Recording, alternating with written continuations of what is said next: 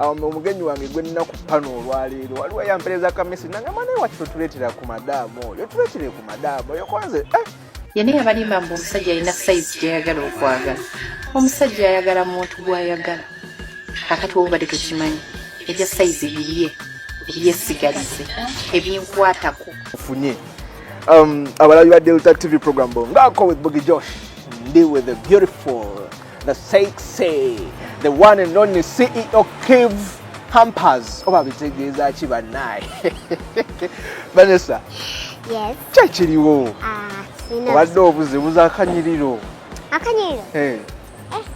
CEO mulamba kisa kya mukama ndoza yitubano ogenda kunja kyayo tomanya siwakanya muza kubalabi ba Delta TV abalabi program Bongako with Boogie Josh naye nga bali batya abalabi ba Delta TV TV enganzi muni mutya bantuse ng'oyogira mpola mpola kiki tewasuze bulungi njogera mpola yogira nnyo yongeramuko ku maanyi that is me that is you yes oyogera bya kigagga munnaye tolinga ffe abakeera okunoonya emirimu egy'okubonaabona emirimu mingi gyaliyo naye era mukama gwe yakutuusaako era gwe siwakana never complain so introduce yourself ku balabi bano bamanyi Vanessa tebamanyi linnya ddala tebamanyi Vanessa kyavaawa yinza n'obbanga lye stage n'emuyo nga gwe nnambi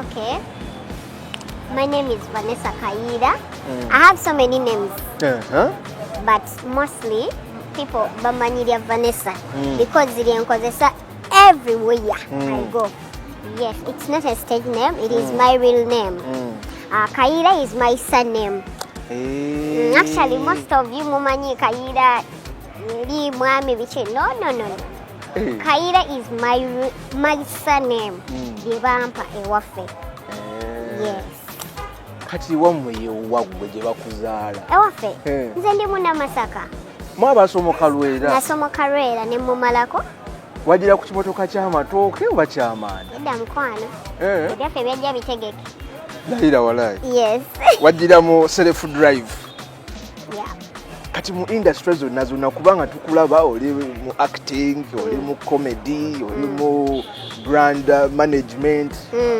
was that the suitable industry gwe wayagala munda mu gwe oba kyakutomera butomezi ng'ebyokola biweddeyo I swear kyantomera actually it was forced ngani akukako I was forced by my mom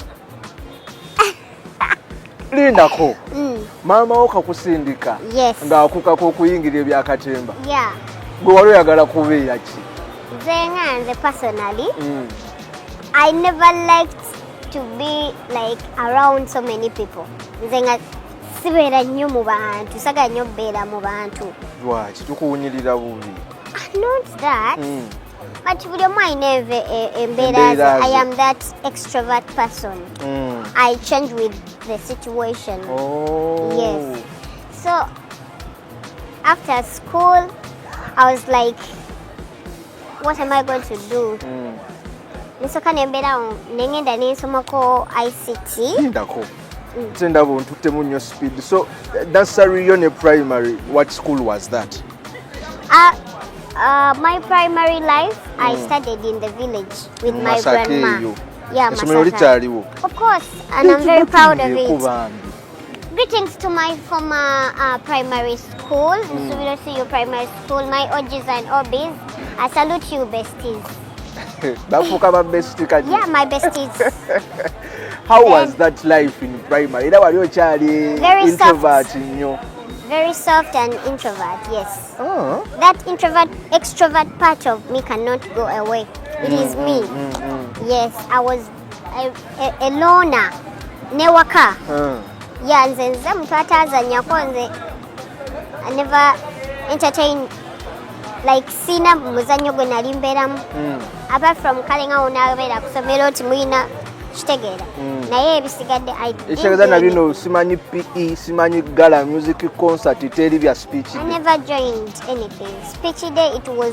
once the entire primary why I never liked it I really enjoyed being alone yeah Okay. Era nze sinze muntu amanyi okukola emikwano but bwe guba guze I cop up. You embrace it. Yes. So primary yange then Jimala I finished my primary 7. Then I came to my mom. Did you finish it with flying colors or flying colors? Was it because nze bambusa buli time nali mpita. Yeah. Yes. Nga bakubusabusa kilasi. Yeah. Nga magezi mangi nnyo. From nursery to primary 1 nagisomera mwaka gumu because buli time nali mpita. I even changed schools. Nenga it's the same. Hey. So the parents thought maybe bali be bakola ekyejo. Yeah. Ne walala gye wagenda ne kibanga amagezi ne mangi. Nyo. Oh. Kati awo primary ogimaze you passed the flying colors. Yeah. 32. Oh! Oh! That is what same, right? That good is yafuna naayita nnyo. Spice kati oyinza obbanga naawe oli mu ttuluba. I'm not spice. So yeah, for you, how many did you get? I don't remember, but it was a super second grade. A super second grade? Yeah. Wow. Kati primary wedde you weren't musical, you weren't in drama, walirona. Lona. Very low. Secondary yingirawo. Yeah. First of all, did you want to join the secondary school? Of course, I was very eager to join secondary You were excited about it? Yes, because my elder sister, I was in primary 1, nga she's in senior 1. Gwenzidako. Yes. I was in primary 1, nga yali mu senior 1. So, nga tubeere waka nkyegomba Okwedako mu senior 1. Yes, she's always smart. Ayina ebitabo bingi, carrying a bag, blah blah blah. Ate nga bwe mubagayo mubaamu container wa migaati na juice. Container ya mmere. Ebitabo buno obutini. Nandaba, this life is so different from the other life. And I was like, when am I finishing? Ogendeko mu secondary. Yes. So that's chimana ne joining akatina. Nze nagenda joining a secondary life. Nga my siblings nga boba malada. Hey. So I was the youngest. I was pampered. Wasiwakana. Siwakana. I was pampered by my grandma, my grandpa, my sisters, my brothers, my mom. I think the whole plan of Echika tunanga chikupamba. Chinanga oza kamanga nzenze kasoma. Siwakana. So kati oyingidde sinyawono gye wali weesunze okufa obufi etandise. Yes. Was it what you expected? Oba byali ate biralamu nga binyiza n'okunyiiza? No, tebyanyiza, but it was different. Essomero lye bantwalamu lyali lya private. You know private schools. Balina embeera zaabwe endala. Yes. Ekitegeeza primary it was a government school, government a public school, school. Yes, yes. Then secondary nebeera private school. Kati ate awo setting ekyuseemu. Bannange byanjawulo nnyo. Abaana bali gye beeyisaamu bano si be beeyisaamu. Wano mu secondary oli mu Kisulo era? Of course. Eri wali mudde? No, neri nali boarding from primary 5 to P7. Yes. So kati oyingidde things are different. Very different. At first, life was soft. Yes. There was no eating posho. Hey! Yeah. Hey, mama. No eating posho. Actually, even in primary, I never ate posho. Kuba kali ka pampering ako. Life was good. You met new friends. You have different kids from other countries. Hey! Yes. Kyokka banna. Twasoma n'abaana nga bava mu nsi endala, other countries, n'ebirala ebyo. So kati nga buli mwana alina embeera zize. So you have to cope up with everyone in school. Yes. So nenyingira senior 1. Senior 1 and 2. Senior 1 actually yonna yali so nice. Yeah. Ng'omanyi wakabeeri oyo kyaye. Actually, my parents bali bamanyi oba I won't manage nti ngeri gye nvudde mu kyalo nzize mu kibuga bantadde mu ssomero ate ddyo standard kati nga bamanyi oba sijja kumalako but I surprised them. N'obalaga nti oli waawo. Kati awo mu kuyingira wakola emikwano mingi nnyo ne basooka n'odda mu biri ebyaffe ebyaloona. Saakola mikwano be bankolako emikwano. Be bajja Ozijukizaamu baabuuza Kamiliyoni twakulabye ne Koffi Olamide twakulabye oli naye n'abagamba saabadde naye ye yabadde nange bali abantu bakimanyi nti kibaawo naye omuntu ye asobola okubeera naawe nga gwe toli naye kituufu so emikwano egyo gikukoze they have made a friend out of you of course ne babullies mwebali balingamu nga omanyi those schools naye so you I mean didn't care about them. Bakubulinga muko. Of course. I will never forget that girl, Chisache. I will never forget you. Mogera amanya gonna. Chisache Rebecca. Chisache Rebecca yakola ki? She always laughed at me. Oh. Yeah. Obanga ndaba I don't know. Akulaba oli abunomo. I don't know in her mind what was coming into her mind. But whenever she could find me, laughs only. I was like, what's wrong with this girl? I'm like, Songa butono nyo twawumanyiya. It is okay. I know how you feel. I tell you, Omanyi, there's introvert people. Always quiet. Nasirika nakulekera omutonzi. Kama will come and bite you when it is ready. Kama is always real. I know. So, secondary life, then senior 2. Neberange etanso zibola life oba second time oba third time I don't remember. Ngoluche kikyuse nnyo. My dad died. Oh. Yeah. The history is in this. Yeah, my dad died. Tebyali birungi. Tebyali birungi kati ate senior 2 nekalubamu ate ne senior 3 nayo nekalubira ddala.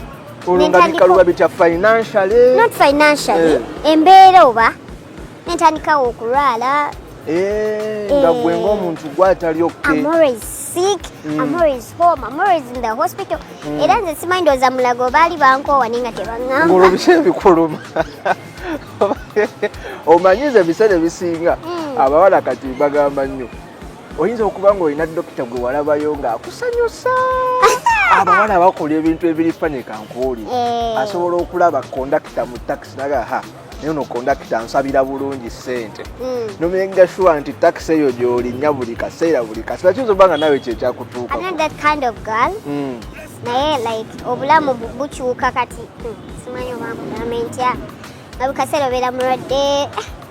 Wabityo life nezibol nembeera nga olumu kale tamu ezimu nzisoma olumu sizisoma nga kati ng'ofunyeyo chronic disease eriawo oba okay always nga omanyi embeera weather so I'm not good at weather. As I told you I change with the weather. Obudde buba bwa musana bumpisa. So you camouflage bakachomesa mu science. Camouflage. I'm like a chameleon. Wobuba bwa musana bumpisa bubi. Buba bwa mpewo ate bubi nnyo. Dayiza. Yes. Katuyagala budde ki? Simanyi. Mukama nabirekera mukama. Kugenda ne Museveni akoyeyo obudde obubo kubanga. Singa kyali kisoboka. Because my life obulamu bwange naye era mukama yanyamba n'ensoma. Yeah, I passed. So wamala n'okivaamu ekyo olevo neggwa ne tugikuba ebbali. Elevo tugiyingidde. Olevo no tubatumiddeeko babbesti. Asaagala. Tubaagala gye bali kale abanjagala. Zuzu, Henry, n'abalala bambulako Daphne, n'abalala abali ku TikTok abamanyi. Abasigadde, I don't want. Ekitegeeza abasigadde they weren't good to you. No, they were good. But not in the way you wanted. Yeah. Kale tumire essomero then tugende mu maaso. Hi to my former school. Ogenda kuntwala speed. Anyway, obadde ngamba nga tunagenda mu A level. Yeah, I never joined A level. Hey, you never wanted it. Yeah, I got misunderstanding with my mom. Not in a bad way, but katinze, nganze, nali nkoye boarding. Nkoye boarding. Ngampuli anjikoye. Nemugamba mami, you know what? If I'm to join A level, I'm not going back to boarding school. And she was like, you have to go back to boarding school. Nga ye kale mama ange nga ye atayadala nga ka baby. always kabebi akakata sobola kola kino tikasobola kola nakati nakati naye batugamba bulijjo mana takula mu maaso g'abazadde no banaye abazadde olumu kale mukisisa olumu not in a bad way, not with disrespect, but abazadde olumu tuleke tukoleko bye mwagala tuba surprising nti ekyo kyosuubira tusisobola kikola I can actually do it. So my mom was like, hey, you won't manage ku kyalo kwe twali tubeera nga essomero eririko eddungi liri walako nga kati ye agamba sijja sobola tutambula kukeeranga ku makya n'otambula n'okomawo regulo mbu I want to manage that life. Namugamba, Mami, you're not serious. Namugamba, if not that, I'm not going back to school. Ekyo tekyakulemesa okuddayo ku 11? Yes, boarding. Nga wasalawo ngolo takuba ku kibooko kuba ffeno bawagabanye dda okuba. What is okuba? kyegeza gwe okuze tebakuba ku nze tewali yali ankubyeeko ye maama fe obina bwaffe nga bwalaba ati mwamulabika mwalina effujjo. si ffujjo naye nga tulina omutima ogutasobola kwegumya kasaba gamba kino banaye wootakikolera kuba kugabana. Nange kamugambe maama Nansamba Esther Tondole ya Luganda akabina kano kakutumidde nze baba wange taakubangako kakyangambaawo maama. Yeah, because omuntu wobeera abazadde bayigobeera friends with their kids.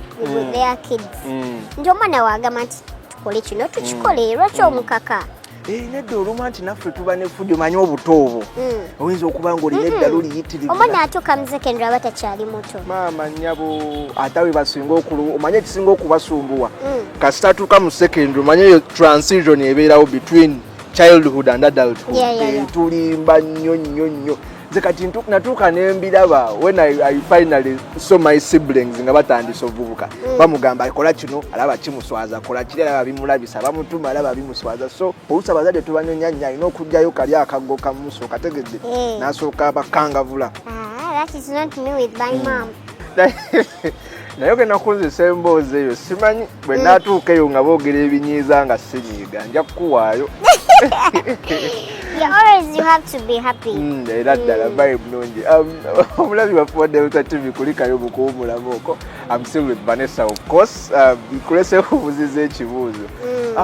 Abnormality eyo kututeetya. Like, do you sit and nodda mu kwekubagiza n'ogamba mukama lwaki nze mukama era abantu bonna nze mu famire yonna nze ani yankolimira ani yandogo manya bannayuganda twagala nnyo tuloga.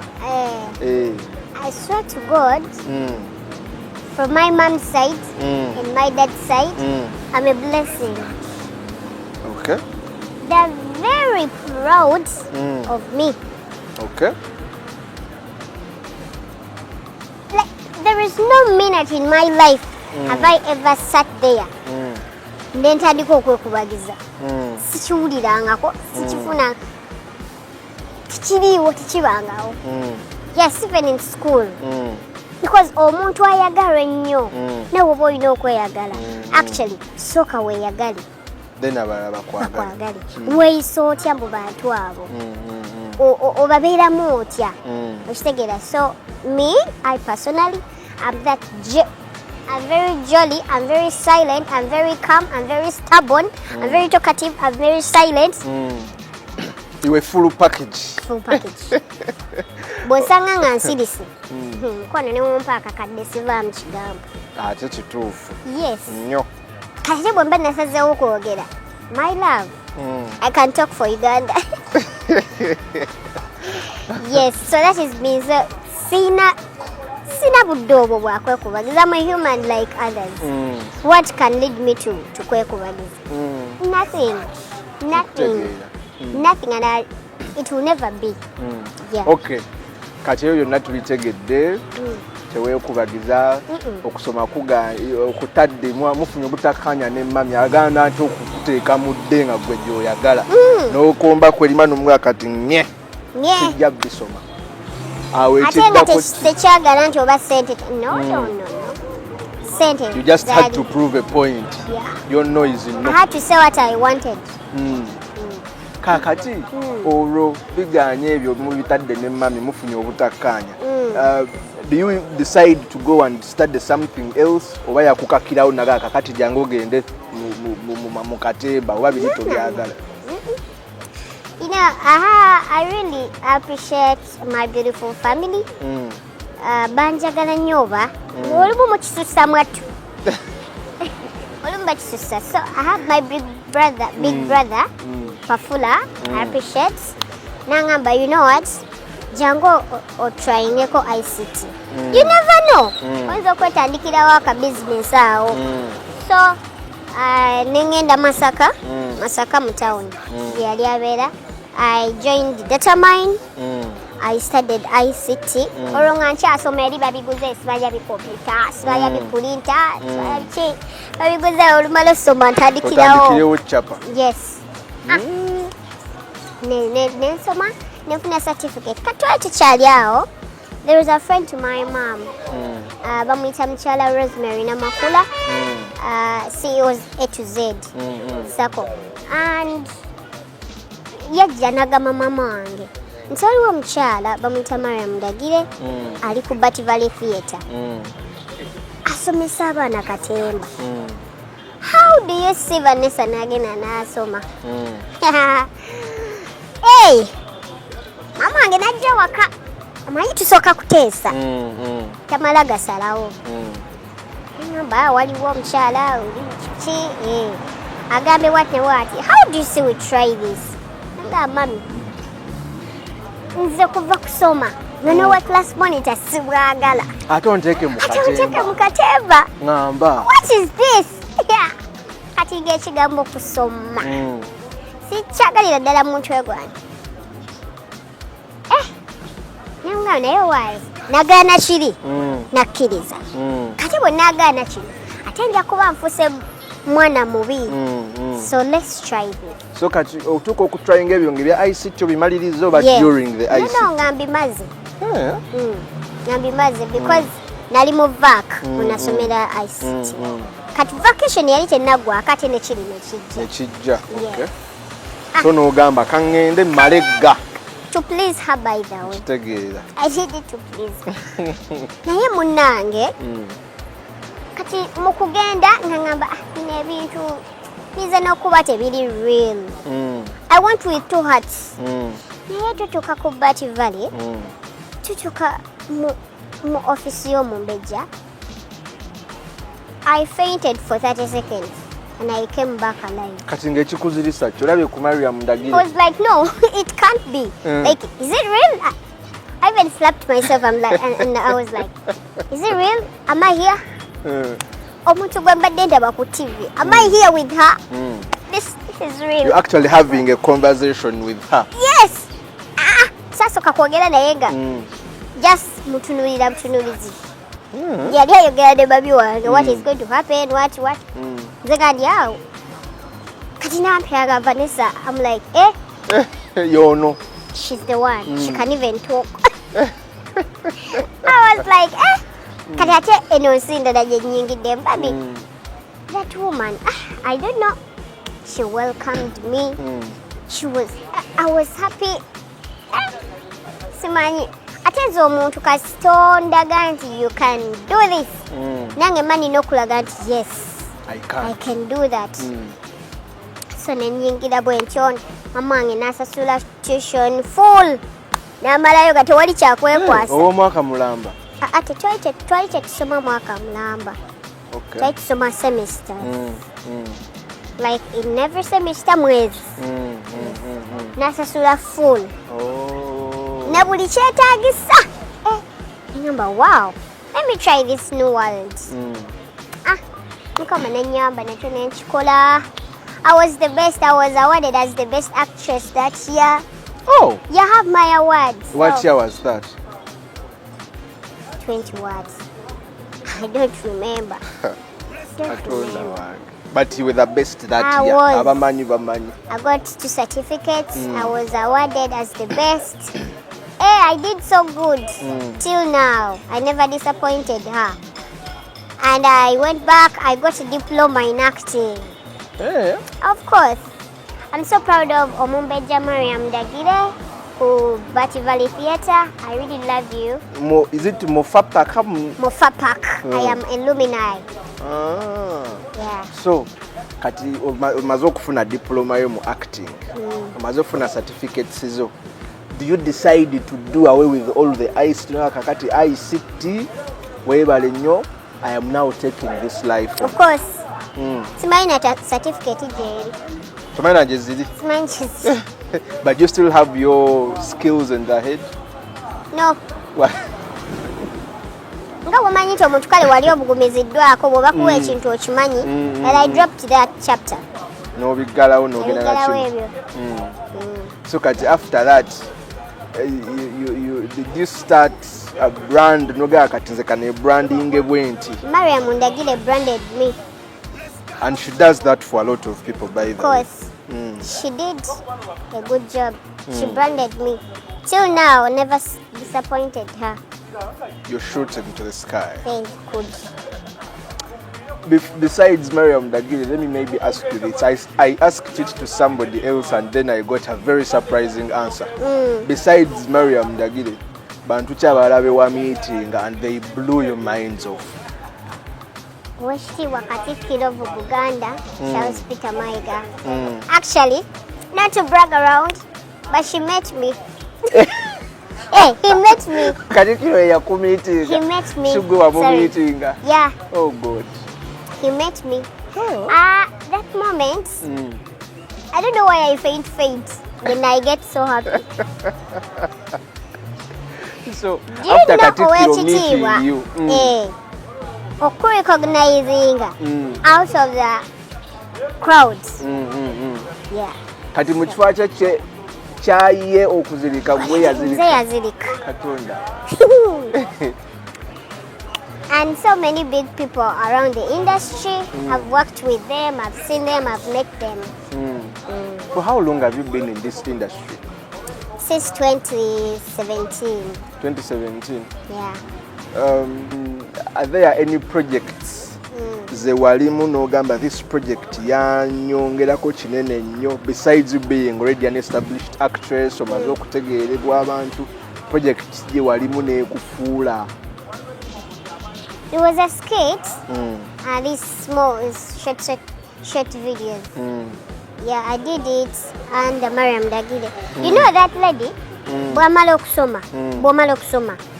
Akuta. Kwata mobubu. Neka tatu ngoba ndagewo. Sigwanzala. Naye tata wange omulala oba mbeera n'ekifaananyi mu nnyumba. Bwe mba nakuzaala olabika wajja n'ansobi. Kumanyira kumalako mirembe.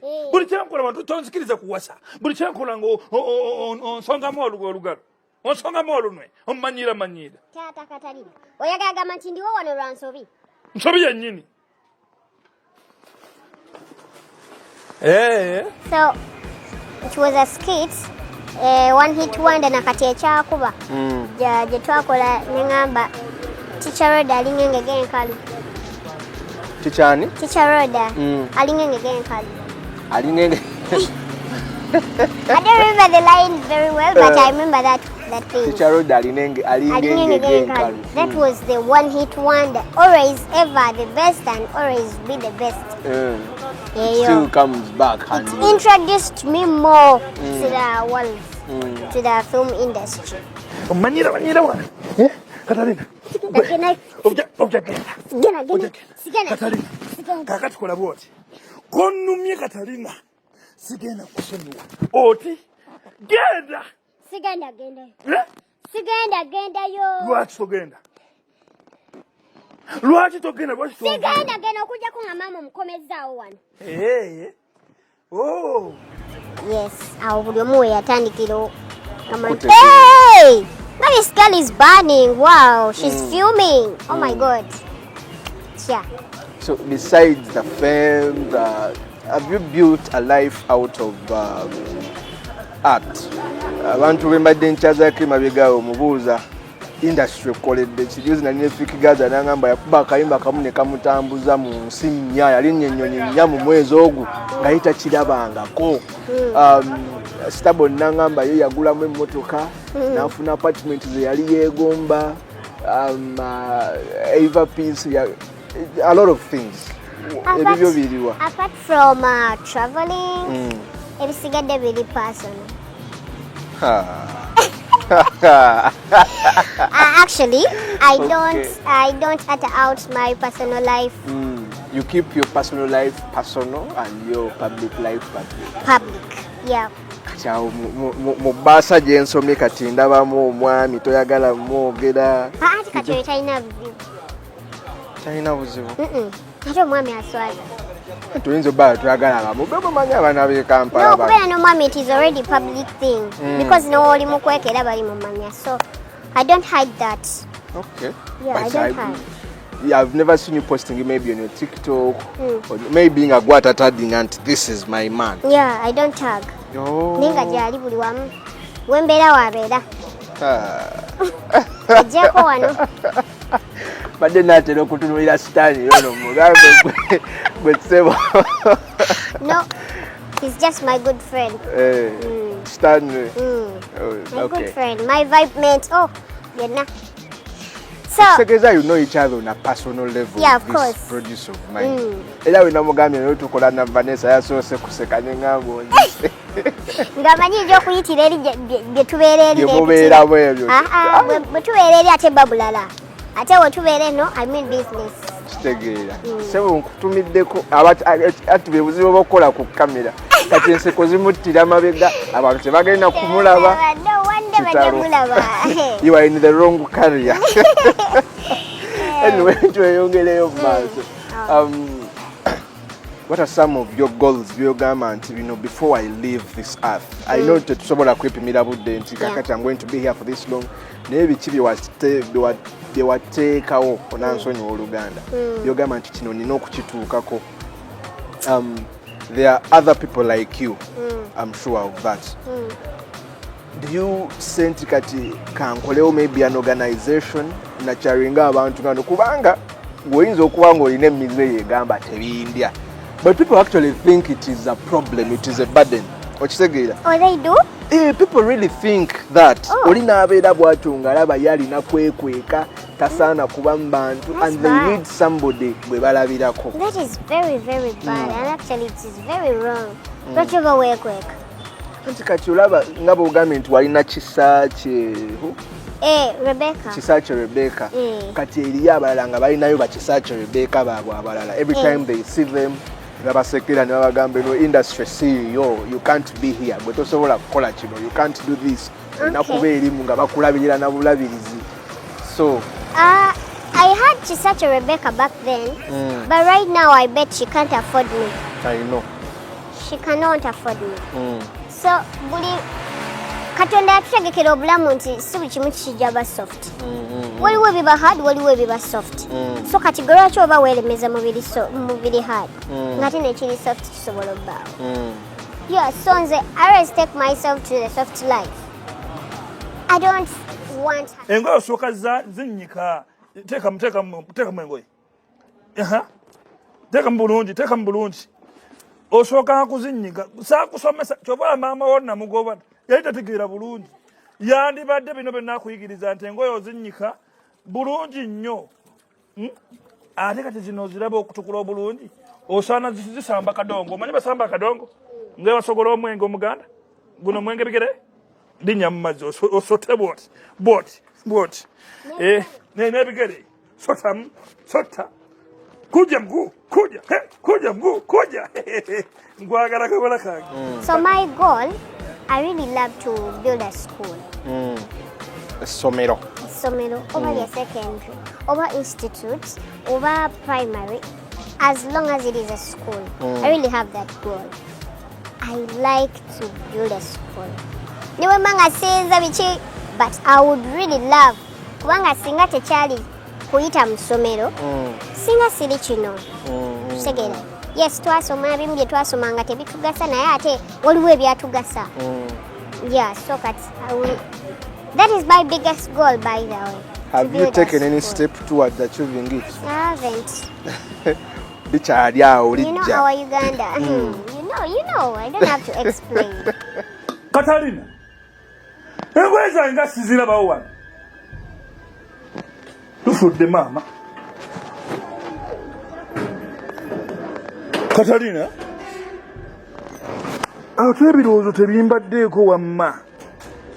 Eno empa enjeru nalese mmaze gikuba akatindo nga gye nnyenda okwambala ngitadde wano eno ku kasumaali gy'otaddemu amazzi jangu wakkana gwe.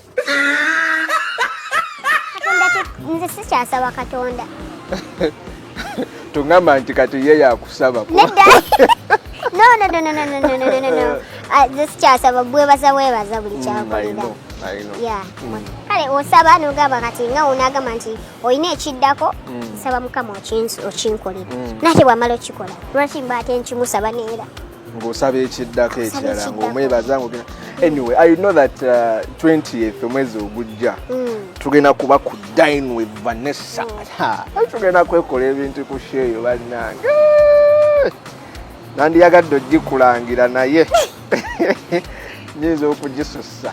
So tubuulire show yaffe wetugenda okubeera, sente mmeka, twetaaga ki, twambala tutya, tujja naani, ba ex tubaleke oba tubaleete. So you know, I thank God most. He has blessed me with so many caring and loving people around me. I never had any idea of having a show. But one of my best ever friend, Nanga Vanessa, we can do this. Let's plan this. Mwogere. Give him credit, bro. Okay. Okay. Kati. Mutooro kali bamanyi. MC Niko Mutooro. Oh my God. I don't know how I met him. I don't know how God brought him to me. But he's more than a blessing in my life. He's more than everything. I compare him to my late dad. I'm sorry. But he's such a nice person to me. I know. So he planned all this. Nanga Vanessa, you shine always. Every day you shine. You never flopped. You always. Why don't you go and shine with your fans again? And he was like, let's plan this. Will we do it? Abantu nga baavu. Nanga Vanessa, omuntu nga akwagala. Abakwagala. So those people will be there for you. So let me make it a dine with me. Actually, I am that person. I welcoming things chendabanga chirungi. So I welcomed the idea. I was like, wow, let's do this. So na planning ne tugenda ekifo ne tukiraba ne tukola buli kimu ne tufulumya tiketi. So we are just waiting for you, my people, my fans, my friends, my family, my everyone.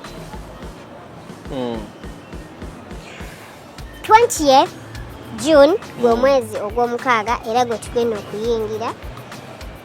Come dine with me. I am the Vanessa we always talk about.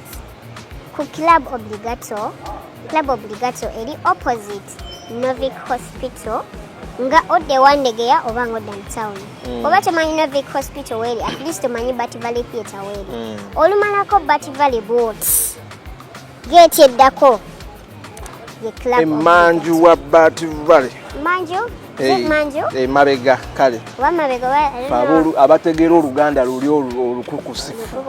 Nze kale nze sitegeera nnyo Oluganda. Nduwulira n'okulwogera naye nkitegeera. So awo wennyini ye Club Obligato. Bannange newojja n'ekidyeri, newojja n'ennyonyi. Parking is very available. The security is so tight.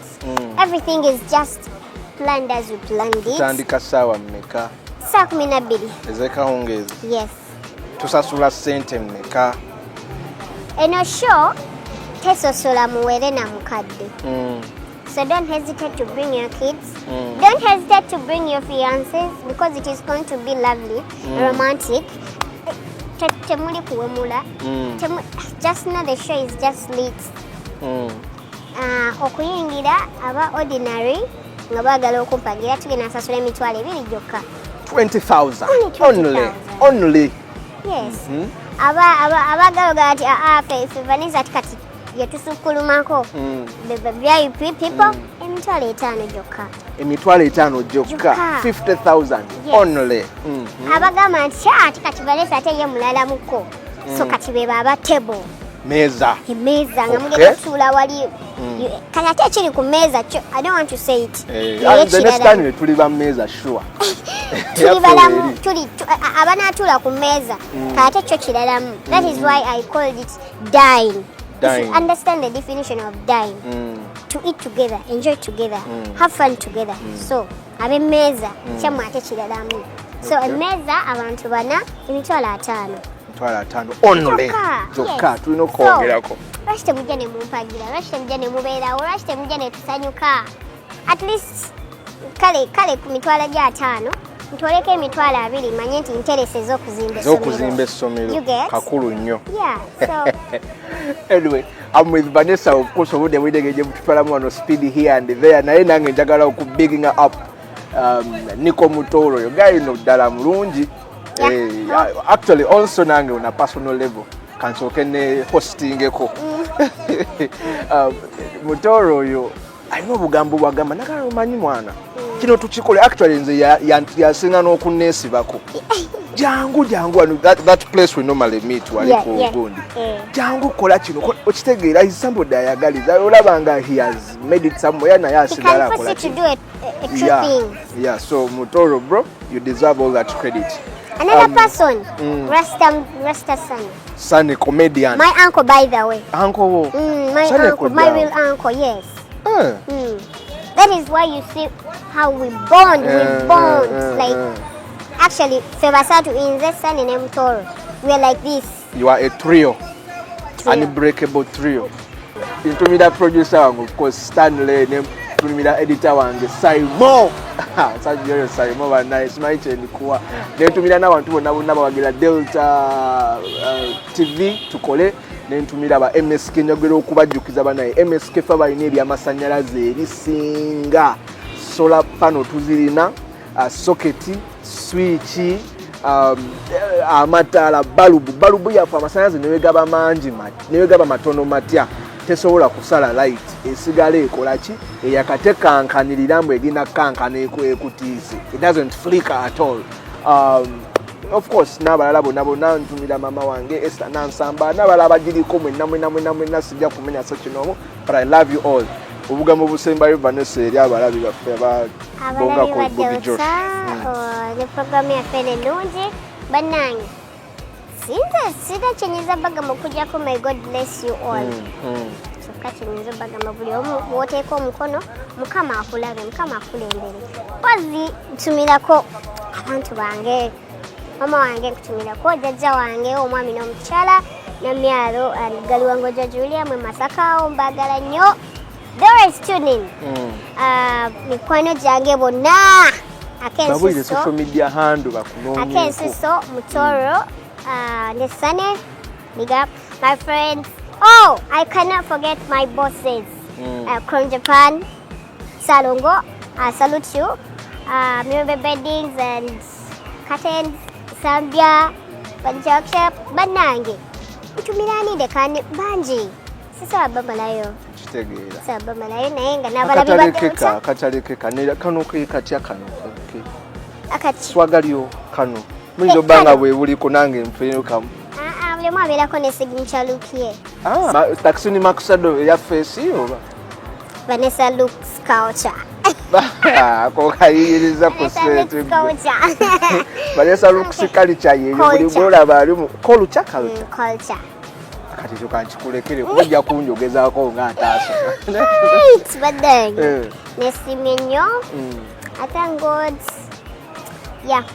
So good to be here. Delta TV. Salute. I salute you. Okay, chakabenyo everybody. It's a main man Bobby Josh representing the maximum. Nchirinze ne Vanessa, of course, tunaddamu kulokuna luno.